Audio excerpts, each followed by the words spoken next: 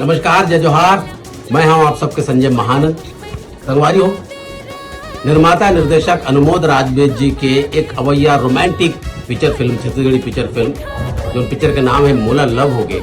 वो पिक्चर के दूसरा गाना अवैया है काली 29 तारीख के सुबह 7 बजे सुंदरानी म्यूजिक के यूट्यूब चैनल में। तो आप सब जन से आग्रह है कि कल सुबह 7 बजे सुंदरानी यूट्यूब ला जरूर देखो और ये गाना ला जरूर देखो, सुनो। गीत के बोल है मोला मुंबई घुमा दे राजा, मोला मुंबई घुमा देना। 20 साल पहले ये गीत आए से एक एल्बम में बहुत धूम मची। 20 साल बाद फिर से अनुमोद राजवेद जी अपन फिल्म मोला लव हो गए में गीत ला रखे हैं।